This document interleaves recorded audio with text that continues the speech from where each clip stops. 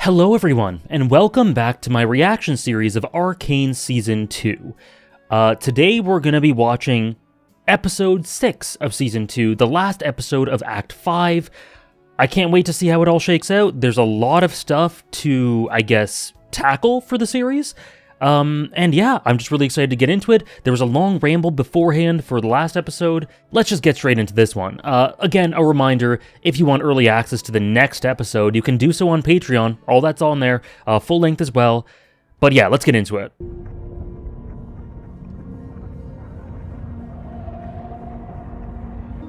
I see it now.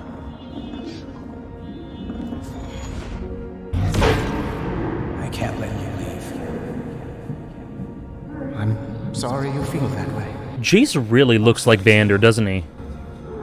The Vander Silco Jace Victor dynamic continues. Poor Sallow. That isn't Jace. There is another will at work within him. Oh. I thought I heard something just before the portal closed. Ancient, like a voice. We've never seen complexity like this. Victor here is talking differently than he has the entire season so far. We haven't really heard Victor talk like that. That seemed like Season 1 Victor. Noxus prizes strength above all else, defining it by 3 core principles. Vision, charting a course and having the wisdom to navigate it. Might, Vision. bending your environment. That's what to Vander your didn't will. have. Vision, might. Too much force exposes you to risk. Whoa. Indeed, Too much Yes. force. is guile, Risk. phantoms, tricksters, mages, Guile, Remember might, this, and vision. tunnels in your eyes, lava in your veins, shadows in your heart. Wow. This is the truth of combat. That's an incredibly loaded scene. A 4th principle: sacrifice. The temper born of suffering. We understand it as others cannot. We are kin. Sacrifice. Pardon the interruption. I do think she's looking for something in Caitlyn. I've tracked him to Zone. Let's hunt a beast. I do. And look at the really subtle expressions from Caitlyn there. I do think she's found something in Caitlyn. That is her maybe only weakness. This emotionality and connection to Mel, and then that soft center that reaches out for Caitlyn here.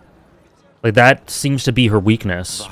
But the Herald has freed me of my past self. The Herald. He's given me a chance to make amends. I must ask you to surrender your weapons. This is a place of peace.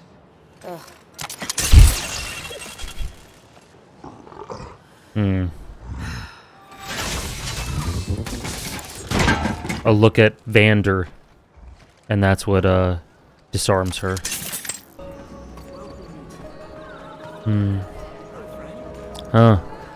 Utopic, you'd say. Idyllic. The Herald's vision. It looks great, but what's the foundations of this? You know, this is kind of reminiscent of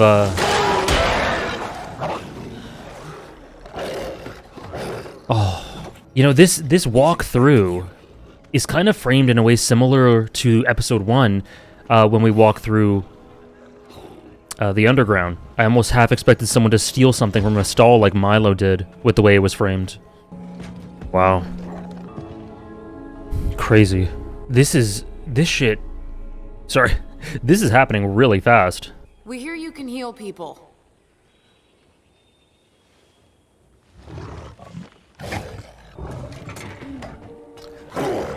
The little touches with Isha being protective of and connected to Vander.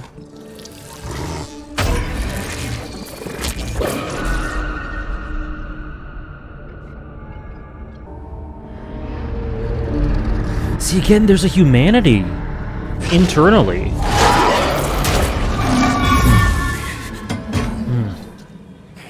don't know, maybe I'm just seeing something that isn't there, but I don't know. He is worth the risk. This is the most difficult task yet. Vander's psyche is deeply entangled with that of the beast. How did you know his name? He told me his dream of your family and vision of Zon as it could have been, it was beautiful. Can you Yeah, help him? maybe Vander did. Sorry, I spoke and said maybe Vander didn't have a vision earlier. He did have a vision, but I don't think he had a methodology. You have much to offer this commune, Powder. Whoa. Oh, that's the coin Can be used to build, thing in the beginning. destroy. He called her Powder because Vander, What do you yeah. think? You actually want my opinion? We're gonna get you out of there, Vander. Oh, that's episode 3. We're gonna get you out of here. Vi does the exact same thing. Their foreheads touch in episode 3 when Vander's in captivity from Silco and they try to get him out.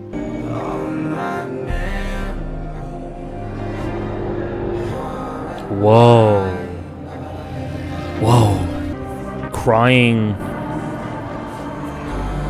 molten blood.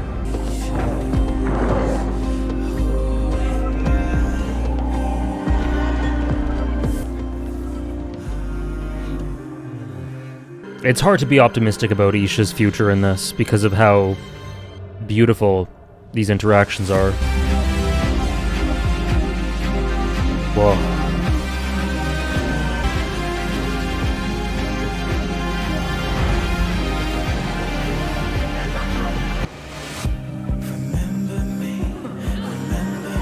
Whoa. Oh my god.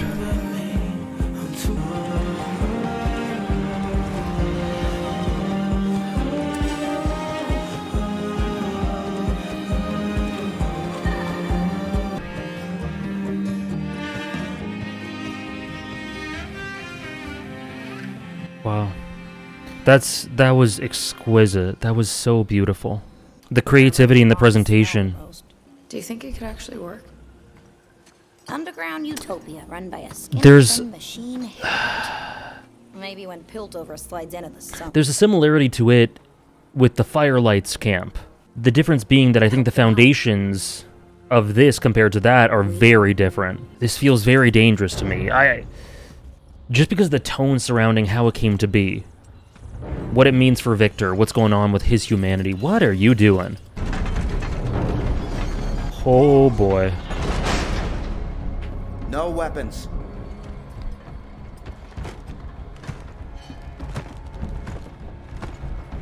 I believe this herald may be a former pupil of mine, a man of science. Let me speak with him. Ready our forces for tonight. I was gonna try to convince him. To meet this herald.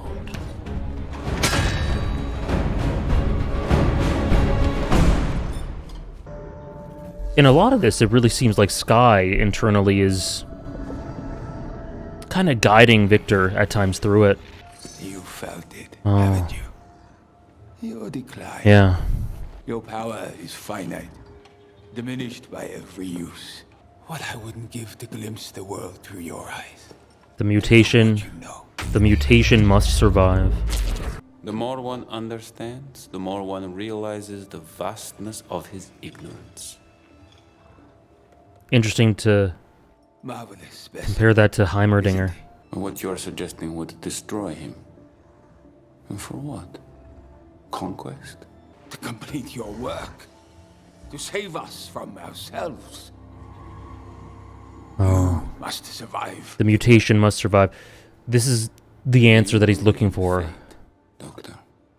Our paths carved before us. Not fate. Evolution. Nature's greatest force, forever in flux. No. Evolution has a destination. Not to combat nature, but to supersede it. The final, glorious evolution. But he isn't a specimen. He's a man. And he needs my help. I will not sacrifice his humanity for your cause. His community is soon to follow. If he perishes, the community does as well. So they're like literally connected to him.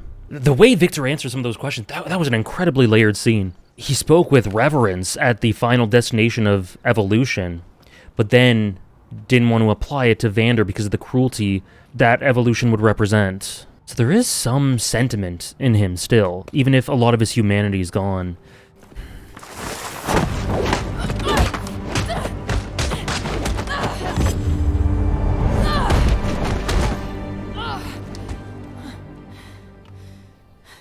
You look like an angry oil slick. The softness and hesitancy in Caitlyn's expressions has been really striking this episode. Since episode 4, really. But especially this episode. I think that's very intentional. What are you doing here? Obviously intentional, but I mean intentional for the purpose of what this scene is setting up. Trying to save her dad, she can relate to that. It's fine. Okay. Okay, they got a plan. They got a plan. So... Oh, God! Oh, my God! Jace! Oh, I love you, but you're gonna fuck everything up. The flash forward! The flash forward!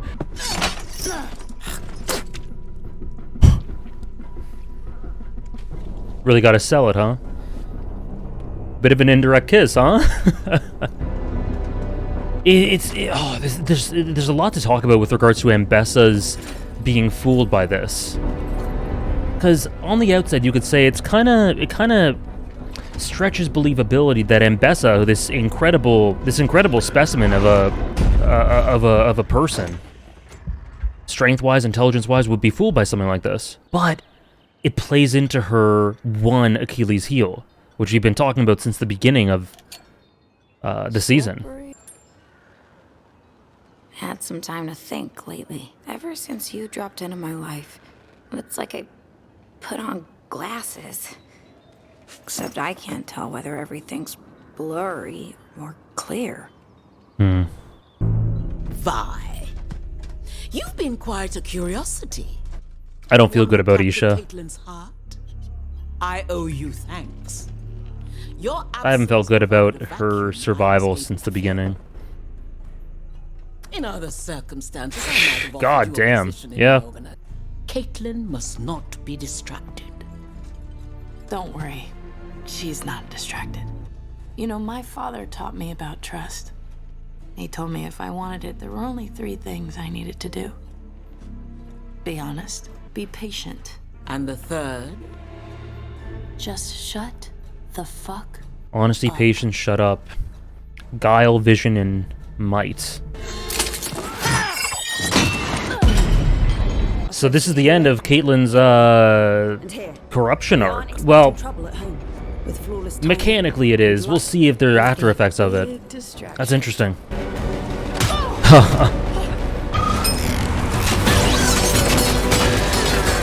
There's pain. There's pain in that expression.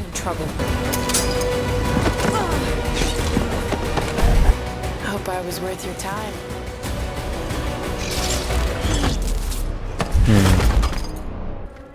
Oh, Jace, what the the thing with Jace is he is totally... I won't fail. Who's he talking to there? He's completely reversed the way he used to act. Whoa! Holy shit. He's seeing them as... Look at that! He's seeing in them a glimpse of the horrors that are making him do this. He's seeing like some sort of horrifying alien people that he must have been exposed to before. But he stops himself.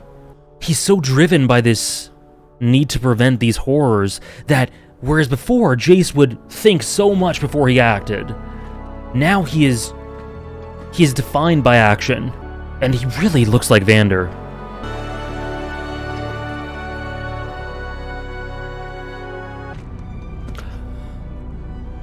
Oh.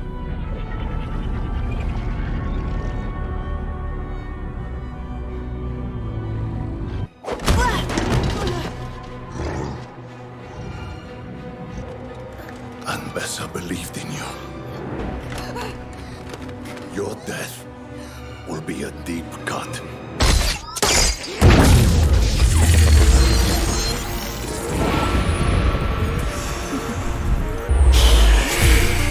Ooh!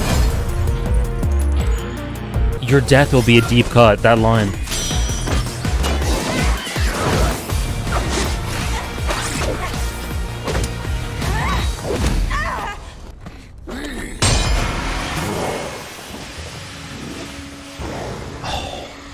Don't touch my daughter.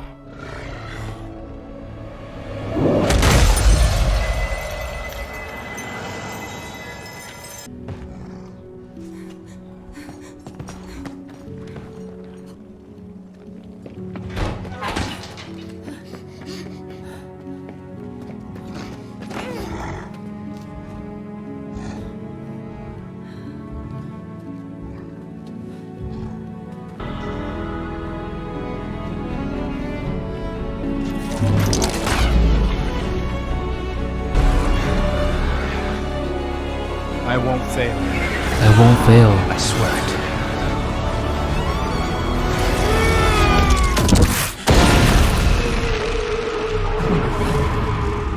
This is really reminiscent of Season 1's finale. They were on the cusp of being together again in totality, of the flash forward, of Vander being saved, of their happiness, the seemingly impossible happiness coming to fruition, and a blast from someone ruins that. But Jace must have seen something unbelievable to make him act this way.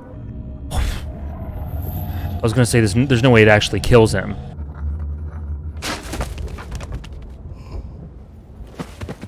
Wow.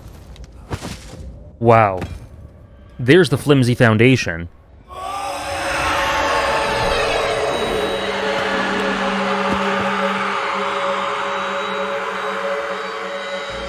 Oh my god.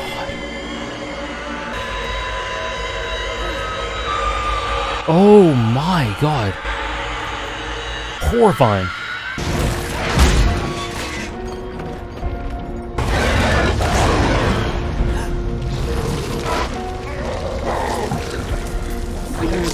Oh, just like in the vision. This episode, holy shit.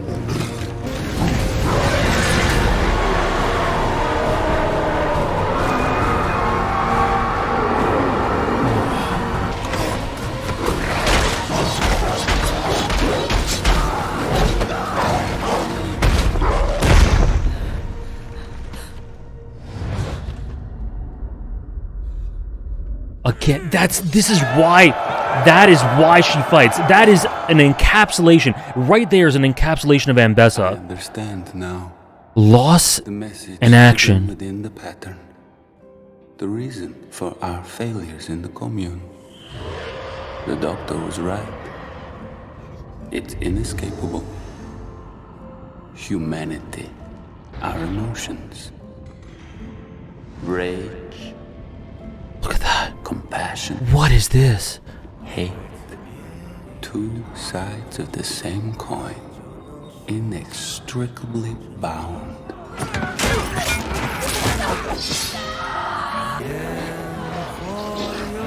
Oh, look at that, Caitlyn.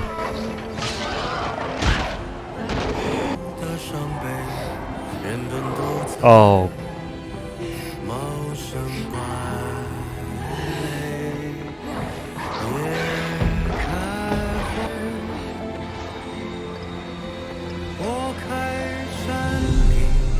Episode 3? Oh my god, that is genius. It's reflecting episode 3. Oh my.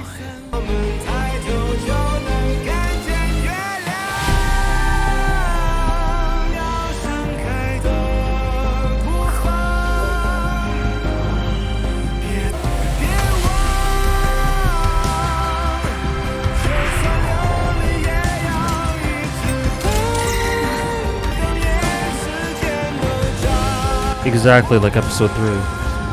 Oh my god, saving Vander.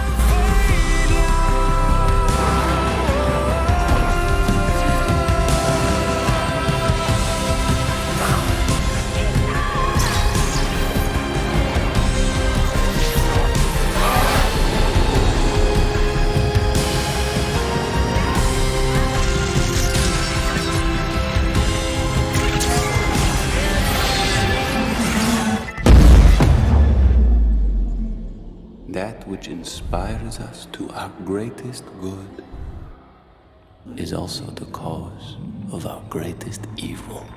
Wow.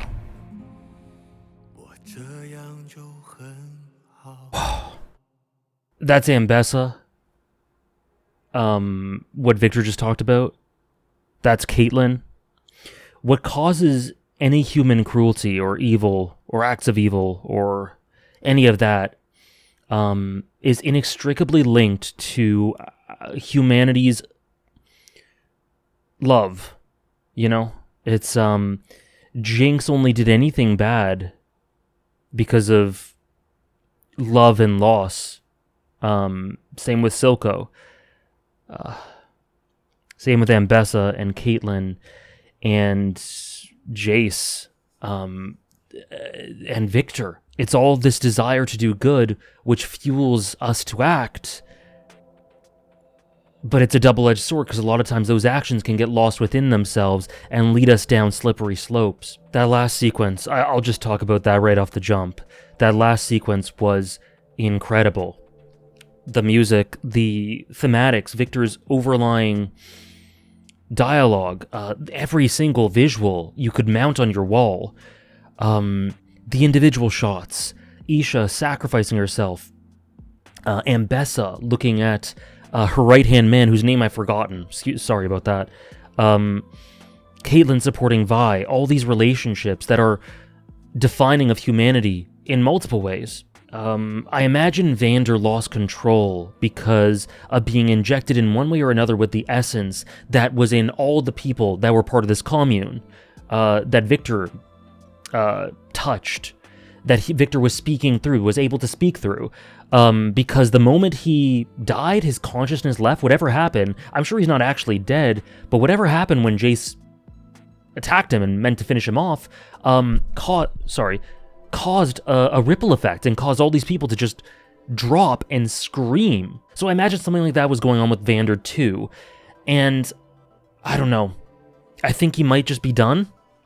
And maybe Isha was doing that to be there with him, to put him out of his misery, to stop him from what he was doing, and also to protect Jinx. And what's so beautiful about it is, and what I've talked about, is that Isha does here what Powder tried to do in episode 3, and she failed to do it. But Isha here kind of broke that cycle. She went in there with a goal, and I think she achieved it. I think she's probably dead. I think Vander might be dead too. But the thing with this is that she saved the people she wanted to save. She protected who she wanted to protect. And while Powder went and did that, and it changed her inexorably, permanently, and she felt such guilt and regret and shame in a lot of ways, this is something that Isha knew 100% she wanted to do. She knew what was likely going to happen, and she took that on, with tears in her eyes and reflecting on the beauty of her way too short relationship with Jinx, and it was all worth it for her. And so I think what Jinx needs to take from this is not that everyone I get near dies. It is, Isha stood up for what she believed in, and she protected me so I could continue going along the path I've been going down. And I think Jinx was on the trajectory to becoming a hero. I think she was a hero to Isha, and I think what Jinx needs to take from this is not it's that same cycle again, which is kind of reminiscent of what Vi's arc has been like. But once she is done grieving and the dust settles, she needs to either realize within herself or someone to tell her that Isha died proud and happy to do what she did in this world that requires that sort of sacrifice, and she would have wanted her to continue being herself, to continue being the Jinx we see, to reintegrate into herself and not avoid the elements of Powder that she's come to know and refamiliarize with during Season 2, but to integrate all of herself and find the path forward and realize that core to who she is this desire for connection, is the immense emotionality that came out of her when she was touched by those she saved at the prison, that this is what she lives for, making connections, protecting those connections and fostering them, and when they're gone, not looking at it all as darkness and tragedy, but as something to be celebrated. And that's difficult to look at in that way, but I think that's her struggle right now. That's what she has to come to grips with. And I hope she does. I can't believe there's 3 episodes left. There's so much to do in these 3 episodes, I think. Low-key stresses me out a little bit, but we'll see. That sequence was, my god, absolutely jaw-droppingly beautiful, beautifully presented. And one more thing from it, amidst all of it, I think the Isha stuff and the Jinx stuff we just talked about, the Vander stuff, I think the hopes of him being restored were snuffed out when Jace attacked Victor. And I think that's kind of how it should be. I think it was beautiful to see this, to see him come back like this, and to kind of restore and bring the family back together and help sort of correct Jinx's trajectory and help her reinforce the things that she's been thinking since she met Isha and Savika. That's really worth mentioning. And get Vi there as well, help her get with Caitlyn again. I think he did a lot of functions, and it was beautiful. There were some beautiful scenes and beautiful revelations that we got from that. But I don't think I'd want him to come back. I think I'd want his death to remain a death. One more really awesome visual parallel between Season 1 and Season 2, in a season full of visual parallels calling back to Season 1, is, I mentioned this during the reaction, but how Vi very sweetly touches her head to Vander's and says, "We're gonna get you out of this." And ultimately, it calls back to when Milo, Clagger, and her went to break Vander out in episode 3 of season 1. Very similar framing, very similar line, and once again, I don't think that's a coincidence. And so it makes sense. And then Ambessa. Let me just talk about Ambessa here. Sorry, the structure of this review is going to be a bit all over the place because I have a lot to say about a lot of things. But Ambessa, what a fascinating character she continues to be. In this episode, we see what Victor was talking about. The duality of humanity, how our worst acts are the results of our desire to do good, which is at the core of that is our emotionality. Ambessa has experienced such loss and is so scared of it, and as a result wants to protect that which she cares about, the people she cares about. She cares so much. The result of her dictatorship, of her oppressive force towards all that oppose her even a little bit, is correlational to the strength of her love for those she cares about. It's exactly what Victor was talking about. And that, I think, explains a lot of what goes on in this episode with her. We see it through when she loses her right-hand man. Her guy, I'm so sorry, I keep forgetting his name. But her expressions tell a lot. That immense pain, that trauma, it sort of comes back. You can see it in her eyes that she's experienced what she's experienced before. She's experiencing right in front of her the reason why she does any of this in the first place. And it's this vicious cycle once again that she's stuck in. She acts out. She takes down opposing forces to protect those she cares about, but in so doing, amasses more enemies who will attack that which she cares about, killing people like him. And I think it's clear to see that she cared for him immensely and felt his loss so profoundly. And that's what she felt for Kino, for her family in the past.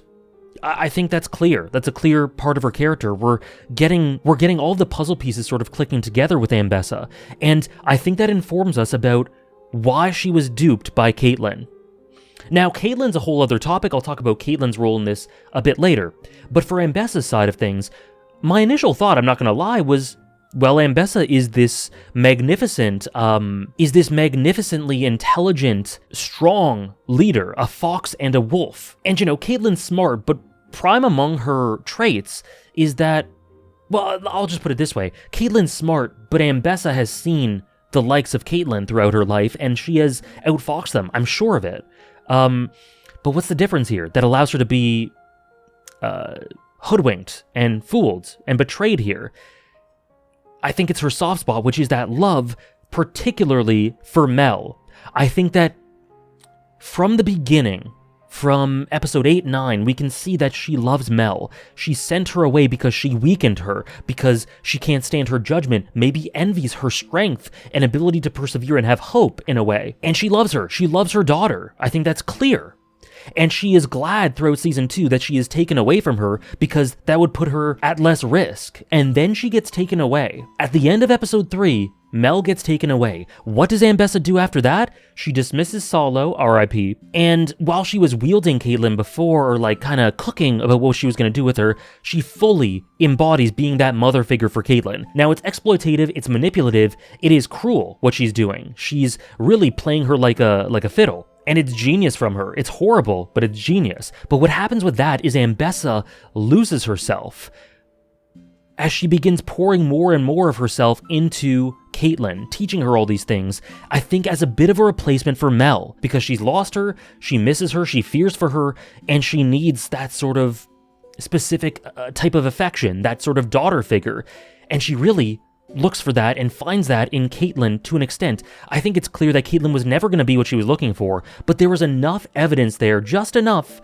and Caitlyn was also had the void of a mother figure in her life, so there was just enough there for Ambessa to lose herself in there and sort of have this Mel replacement, this daughter figure in Caitlyn. And so, her Achilles heel from the start has been stated, really outright shown to us to be her sensitivity and her love. She sent Mel away because she was literally her Achilles heel. That need for this connection, specifically in this context, a daughter figure, that was what Caitlyn was to her. So she really, I think, deluded herself a little bit into believing that she would be there for her, there with her, for a long period of time, for her entire rule maybe. Now, is that based on logic if she were to look at it objectively? No. It's based on her heart, what her heart pleaded for.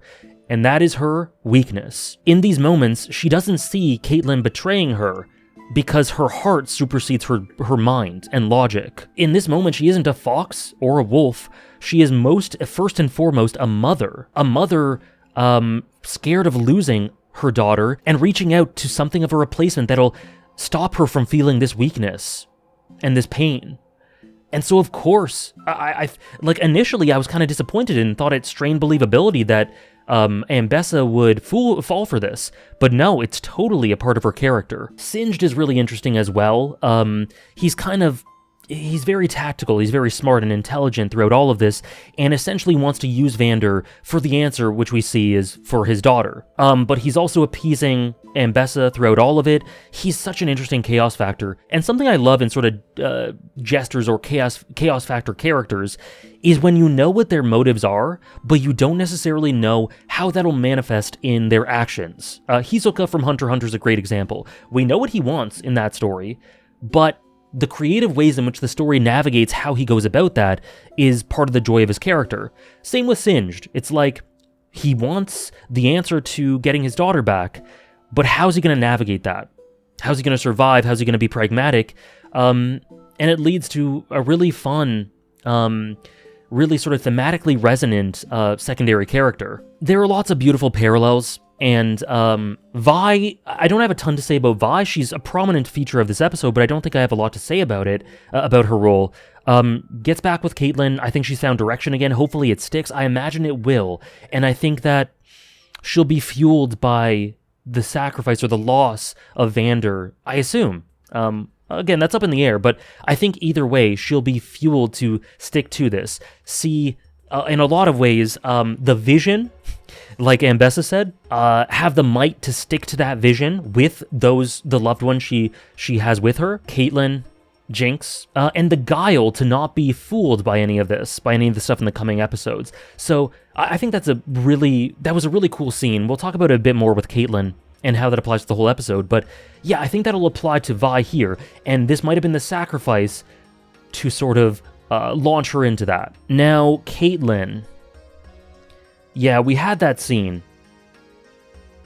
We had the sacrifice and then the trio of things that Ambessa taught her. Guile, might, and vision. I think Caitlyn has amassed all three of those, and she's lost her way, but she seems to have found her way back now.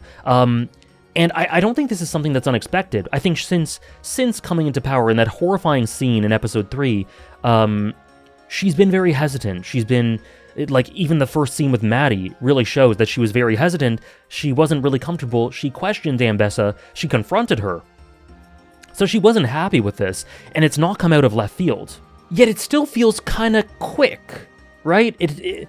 I think a bit of a criticism I have for this is that it feels like they were building up for this to be a monumental shift in Caitlyn's character. The end of episode 3 was so horrifying, and I thought so good for her character because it really felt like this big, immense corruption arc. But, and I wasn't against the idea of her being hesitant throughout all this, but it was resolved, it was kind of half-heartedly resolved. I don't think there was much payoff for it. Now, of course, we still have 3 episodes, and maybe the ramifications of that, they're clearly going to discuss it, her and Vi, once the dust settles. They're clearly going to discuss what she did. Like, that's for sure. So maybe there will be some payoff there. But from where I stand right now, I gotta say the Caitlyn arc in Season 2 started out very promising. And I knew, like I kept saying, I never thought she would actually get to the point of no return.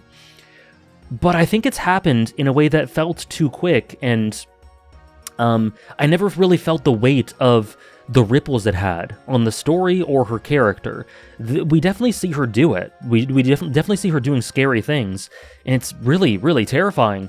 But I kind of am left with a feeling of that's it. I thought it would go on for a bit longer, maybe turn around in the last couple episodes. And even just regardless of length, I don't know. I thought the impact it would have on the story would feel more significant. So it feels like a bit of a wasted opportunity for me if I'm going to be a little bit critical. But in terms of her, turning back on it, that's totally in character. It was just the method to which she got there that I find myself a little bit disappointed with. But we'll see where she goes from here. We'll see where the direction of her character goes, what her trajectory is, the difficult conversations I'm sure she'll have, and how she intends to tackle her vision. Because similar to Grayson and Marcus and I think her mother, all these figures that have been sort of teachers to her, whether they be positive or negative, whether she liked them or not, all these figures have been very influential for Caitlyn and how she views the world. And Ambessa is like that as well. I think she's taught her very valuable things. Whether it be the vision, might, sacrifice, and guile that was countered by shutting the fuck up, patience, and honesty, or just the things she's learned through contrast of what she did and how she felt about it through Ambessa. It's been a valuable experience, and yet there are some things she's done that she can't take back. And I hope the series is definitely willing to lean into that, into her transgressions, into her sins, because she did some horrible things. But I'm not surprised about the direction of her character. I think just the method through which that happened. Now, I think I've talked about all the characters I want to talk about, except for 2. And that's where there's going to be some theorizing, but just some little touches about the episode before we get into the last ideas here. Lovely little parallels. The sequence, let me just say, there were lots of beautiful little touches here. There were amazing sequences of animation throughout. The look into Vander's mind. The looks at Felicia and their family and even Benzo, and all of that was stunning. I was in awe. It was so beautifully presented, this sort of watercolor idyllic presentation to sort of reflect the outward presentation of this commune, as well as the beauty, the dark beauty, and yet the kind of serenity of what was going through Isha's mind when she charged in. Insane storyboarding everywhere here. This was a creative achievement of presentation. This episode, it is one of the most impressive episodes in terms of presentation, animation, just this expressiveness, how all the messages coalesce and are communicated in this way that makes you really kind of sit there in awe. There are some things in this episode that I really have to collect my thoughts on and that I don't think I'll be able to conclude about until the story's done. But there's so many complex ideas, so many interesting thoughts, directions for these characters, and it all coalesces in this magnificent package of presentation. It's a true achievement. Now, I do have my problems with certain things like I've just described with Caitlyn, but in terms of pure presentation, this was stunning. And little touches throughout, like, again, there's some parallels with episode 1 walking through the underground, with how they walk through this place, and the difference, right? We had, Welcome to the Playground, that whole sequence in episode 1, that iconic sequence, as Milo would steal some fruit from a stall. it was storyboarded in quite a similar way here, as they walk through here and discover all these things, with great touches throughout of Isha with her new family protecting Vander, how much things have changed, and we have Huck as well for an example of how things have changed. Just the contrast there, I think, is very intentional and very effective. And let me just kind of repeat this to be clear about what I think about it. This episode is a thematic masterpiece in terms of what how it sort of coalesces Victor's lines there. The dualism of humanity, that spiral, the message hidden within the pattern is the human condition, and how it affects all the actions of all these characters, and how to strive past it. There may be some sort of evolution, and that can be ugly, that can be beautiful. It really depends, I think. There is revolution and evolution that can be very beneficial. I think what Jinx is going through could be very beneficial. Painful, but beneficial in the end. But there is also evolution that is ugly, and I think it all depends on a bunch of factors. But this episode was so beautiful in showing that message, the hidden message, the core of all these characters. In Isha's last moments, I think she ascended. I think she evolved. I think she became more than what she was, and she became a hero in her own right. And that evolution for her was beautiful. But Victor talks in reverence about the final form of evolution, the destination of evolution, and I feel like, I don't know, I feel like the way tonally him and the commune and Sky and his visions have been tackled is that he is going to ascend. This death of his, he already had ascended, but I think this death of his might be the impetus to go further and completely disregard sentimentality, emotions, everything. I think he was detached from it, but I think that what he's saying there is the cause of evil is emotions, is humanity. That is the contradiction of humanity, the paradox. And I think that the way he talked to Singed earlier about the ultimate form of evolution is transcending that. So I definitely see a future in which Victor becomes this ultimate being somehow, attached to the Arcane, searching for this goodness and cutting himself off from all humanity as a result of it. I could really see that being the case. I think that what he's doing is negative. We really don't see the negative effects of it, but there are some hints at it. Tonally, it's been very ominous. And there's the fact that Victor talks through all these people. They're kind of connected to a Victor hive mind. And the way they just drop dead when he's attacked, when he seems to die. And the scream. That is horrifying. That is not, that is a sign to me that things are not well in this commune and whatever Victor has amassed and whatever he was gathering. And that the idyllic surrounds are built on flimsy foundations. I made a comparison with the commune here to Echo's place, the Firelight's hideout, and that place is built upon, the thing with both places is they're both built upon foundations of prosperous futures, but Echo's and the Firelight's is built upon true humanity and an embracing of humanity and all that it results in, loss, pain, darkness, but also hope in spite of that, striving forward in spite of that, to a better tomorrow.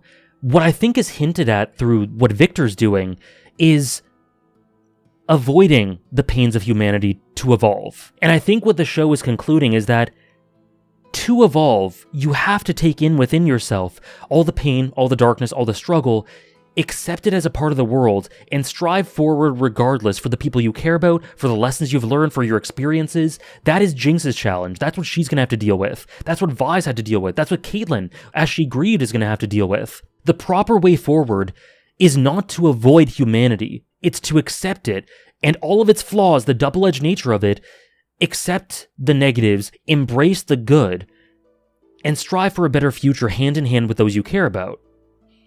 And I think part of that is a revolution, is an evolution, but it has to be a prosperous, good evolution, for lack of a better term. There has to be an evolution here, a revolution here, but one that accepts all that humanity is, whereas Victor seems to be avoiding it. And I think he hints that he's going to completely bypass it to ascend to this realm and maybe become what Jace feared, what Jace saw and what he feared. Because what I think is clear that's happening here is Jace, Echo, and Heimerdinger were transported somewhere, transported to some horrifying realm where they saw powers beyond their comprehension. What happens when this power is sort of out of control or in the hands of godlike beings or alien-like beings, and essentially they see the end product of what happens when this is taken to its natural conclusion, this hex tech.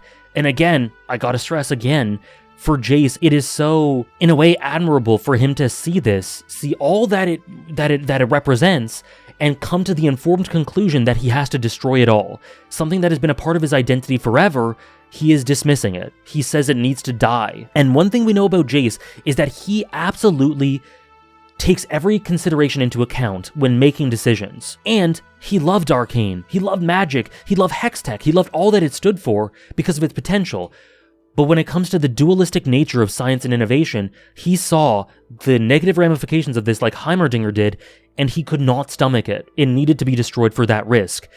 And unfortunately, Victor represented that risk. So he wouldn't have come to this conclusion if he didn't see something horrible, horrifying, world-ending. And so that's why I think he needed to destroy it. He needed to destroy Salo, he needed to destroy Victor, and all remnants of this hex tech. And I find it interesting because he sees flashes as he's sort of stumbling around. He sees flashes in the people that have been touched by Victor of these sort of alien-like creatures that kind of resemble them. That maybe these people are the first stage of evolution and they're the final form. And he cannot let it become that because that represented something that he saw that was so horrifying that he couldn't stomach it. And he stops himself short. You know, there is still the core of Jace in there, which is, I think, I don't think there's... Let me back up. Victor talks about the possibility that Jace is being kind of touched or used by something.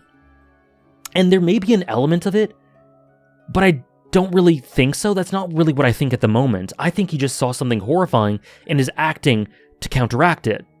And Victor, lost so deeply within all of this,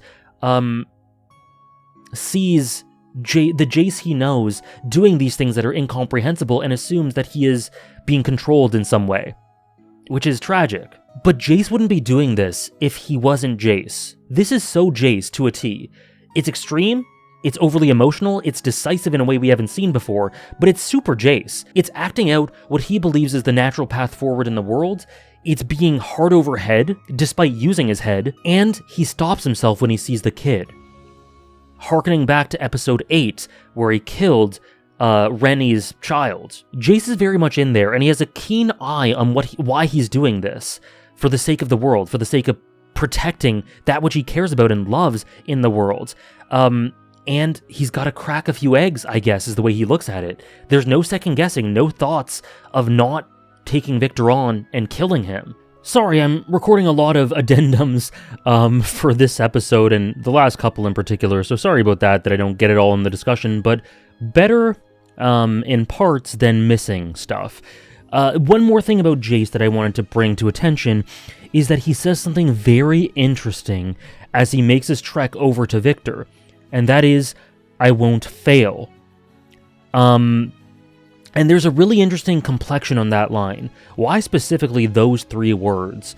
Why an emphasis on him not failing? I think Jace doesn't say very much since he came back at the end of episode 5 up until in this episode as well. He doesn't say a lot. So I think it's very important to pay attention to the words that he does say to then give an indication of where he's been, where he's at, what's happened to him, where his mind's at. And he says, "I won't fail." That strikes me as, I don't know how else to put it, but I get the vibe like this has been stopping this, or some form of stopping Hextech has maybe been attempted before, maybe in the other realm that he was in, maybe through different methods. I don't know, it just strikes me as someone who's maybe looped back or has attempted in one way or another to stop this, or someone who has been instructed or by himself or by others that if you fail, the absolute worst will occur. And I think that he's got some sort of plan.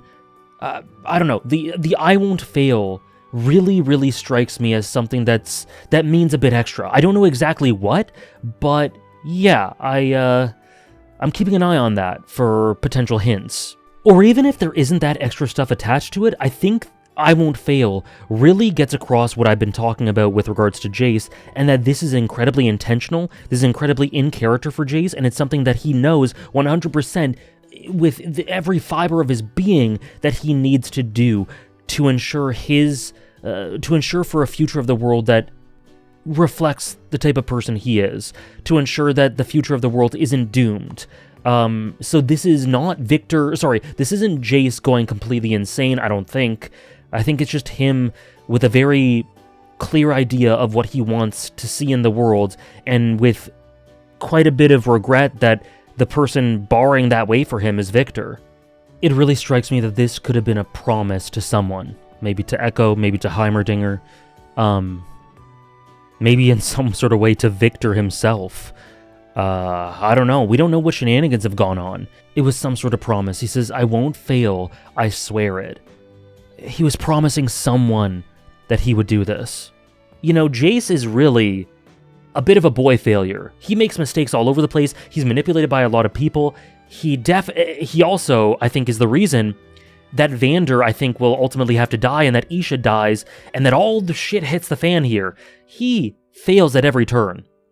But what I love about him is his heart is always in the right place. And the resemblance to Vander is so uncanny here.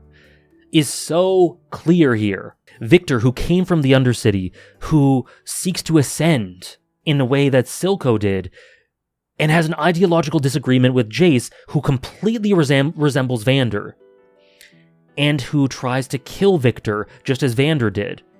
These two brothers, trying to do good, but diverging. The parallels are so clear. There's much more to it, which we've talked about in the past, but I think I'll just leave it there. I think they're all very obvious, even just visually. Jace looks so much like Vander here, I really can't get over it. The sort of muscular frame, the thick, stocky, muscular frame, the facial hair, the long hair, the crazed, sort of animalistic look in his eye, and Vander is very represented by animalistic tendencies when he was overtaken by Shimmer, in the Warwick form, prior to him seeing Vi and Powder, all that stuff. Very Jace. And Silco, we have someone who felt an evolution. Through the conflict with Vander, evolved, so much so that he became unrecognizable, but from the Undercity, never forgot his roots, from the Undercity, from the mines, never forgot the smell of the gases, so very tied to his humanity in the way that Victor is, but very hopeful and aspirational in the way that Victor is, seeking to ascend, both of them, and their frames as well, both very slight, slender. It's a dynamic that is, it's a cycle, it's a constant cycle, and I think it has to be broken, but I don't think it'll be broken by Jace and Victor. I think that is gone. I really don't see there being a happy ending for those two, but another relationship that reminds me of Silco Vander, Victor Jace, is Vi and Jinx. A betrayal, a subsequent evolution for both, and I think they have the potential to break the cycle, to evolve in a prosperous way, through embracing all that humanity is, accepting all that humanity is, persevering with all of that in mind. Victor found the answer to the paradox here, and it's about how all these characters respond to it. And another note on Victor is I was talking about it through the episode, but I find it really interesting and kind of horrifying that in his mind, as he's exploring the mentality of Vander, and as he's looking at all these concepts with his internal sky, Victor is, to me, let me know if you disagree, but I think to me, is very much the Victor we know and love from Season 1. The curious heart, the inquisitive mind, the gentle soul. I think he acts very much like the Victor of Season 1 inside his little mind palace, whatever you want to call it. Externally, he's very detached, and there seems to be a bunch of filters that prevent him from acting and talking like a regular human does, that stunts his emotionality and his genuine human expression. but internally I think it's there. I don't know, that's just what I felt when seeing it. But I think we have the answer, and the conclusion and the ideas that this is headed towards are so lofty and ambitious. The way it's been presented in this creative stream of consciousness, it feels like, this creative just form, the form of this, the way it's communicated to us, expressed to us, is beyond description to me. It feels like these creators poured their soul out. And I think that there are some flaws here, but I kind of love that about it. It's so imperfect, it's so unfiltered, and it's so raw. You can just feel the beating heart of this story and what they're trying to convey. And thematically, I really think that's what they're saying. Human nature, love, it leads to loss and it leads to pain, but you must look to a better future regardless, and you can't give up, you can't avoid humanity, you must take it in stride, look to a better future, to protect the ones you care about, and evolve, and cause a revolution. But the complexion of that revolution and that evolution, it needs to have feet firmly in reality. It needs to have a keen eye on what reality is, and how to actually bend it, and answer the tragedies that you're trying to overcome. It's a question of hope. There's a lot of dread here. I think there's going to be tons of death, and I think what Victor takes from that is the antithesis of what the show is telling us. Victor, I think, is going to try to ascend past humanity, avoid confronting humanity, to find the answer. But I think what the show is trying to tell us is that it is not in the absence of humanity, but embracing all of its facets, looking at what it is, and evolving past it, striving for this revolution. Maybe I'm wrong, though. Maybe Victor will realize that and be like, okay, I was wrong, I gotta be a human, we'll do that. You know, in editing this back and looking at the points I made about what the show is saying about humanity and emotionality and expression and the flawed nature of that, and how we must embrace that and move forward and not avoid humanity and avoid the natural facts of life, it makes me think about Singed, because with Singed, we have someone who's always been a bit above everything else in terms of his presence in the story. He's felt like this marauding, strange, overlying presence and underlying presence as he does things in the background. But now that we know his motivations, which are to cheat death and avoid death and make sure that his daughter can come back to life, we see that not only will he not be successful, I'm pretty sure he won't, now that it all sort of comes together in this way, but he is the antithesis of all that this is about. With Victor, he's antithetical because he seems to be trying to avoid humanity, trying to bypass it, like I said. Now, we'll see if that continues. Maybe that'll change, like I said. But that's why Victor is, at this moment, antithetical. Whereas Jace, Jinx, Vi, Caitlyn, even in some ways Ambessa, even if she feels like an antagonist or a villain, they all try to persist in spite of their human flaws. But Victor tries to avoid those. Vander never avoided his humanity. Silco never avoided his humanity, but Victor does. Now, we also have Singed, who is not trying to necessarily avoid human nature itself, but he is trying to counteract the laws of nature, and counteract human nature in that way. He's trying to make human beings immortal. He's trying to cheat death, which is the most natural process out there, and I think in so doing, he forms an antithesis along with Victor from a different angle. You can't cheat reality. You can't avoid humanity. You can't avoid the ugliness of humanity and the world, and death is included in that. So I think Singed is going to be disappointed, maybe despaired, in his quest for this immortality, or for bringing his daughter back. And I think this theme sort of contextualizes why he is even more antithetical than we thought. This is a special episode, and I think that, you know, we're 5 out of 6 acts in, 1 act left. It has a lot of stuff to do. There's a lot that needs to be packed in there. It is an unenviable task for these 3 episodes.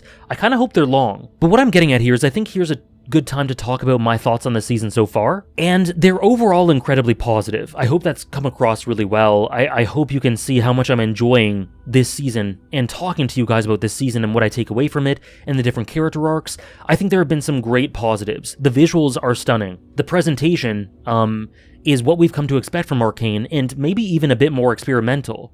So the presentation is beautiful. The voice acting, phenomenal. The way it draws parallels to Season 1 to then give us more significant value in these character interactions, a lot of which I've described, through these 6 episodes is awesome. And the way it shocks you at so many turns and progresses these character arcs in such interesting ways is excellent. I've been a big fan of Ambessa, who I think has been a star in this season. By the way, let me just go back on something thematically. Ambessa said something about how force, you need force to pave your way forward, but then it was said that you also need guile because unrestrained force leaves you open to blind spots. And I think that dynamic of force and guile, along with the vision, that is the key to this to the prosperous evolution.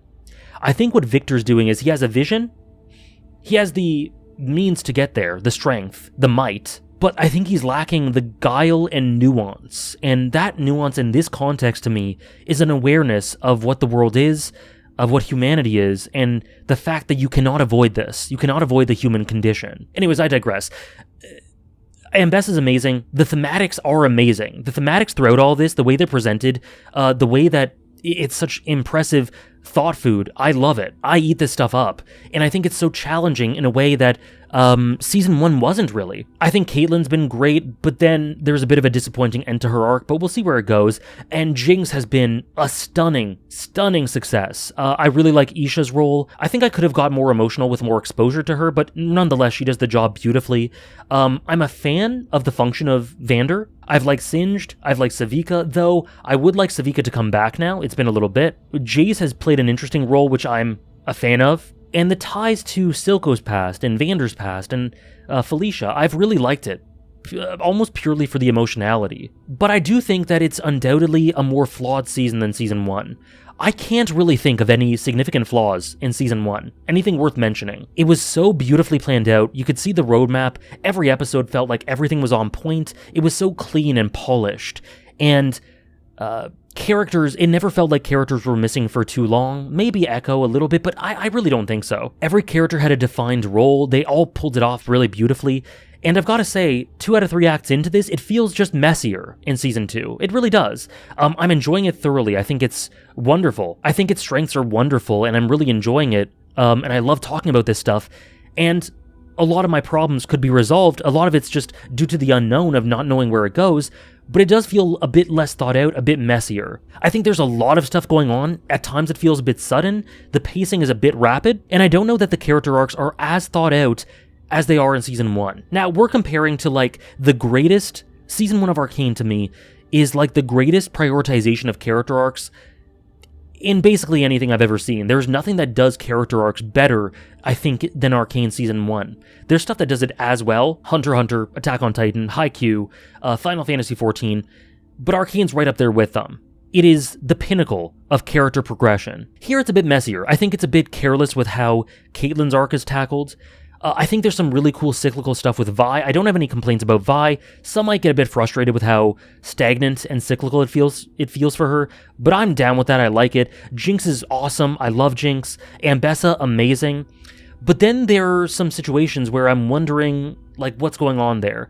Again, we've had a whole act without Echo, without Heimerdinger, and they are essential because they've seen what Jace has seen, so they could be pulling strings from beyond, and maybe this can retroactively help with my problems here, but I miss them a bit. I'd like to see them play a bit more of a role. I think it feels like a bit of a mismanagement of their characters to not have them just gone totally. I really think Victor's arc is really well done. We'll see where it goes. And I've liked Savika up till a certain point. I really hope she gets back into it. Her grief and the little details with how she connects with Jinx, really good.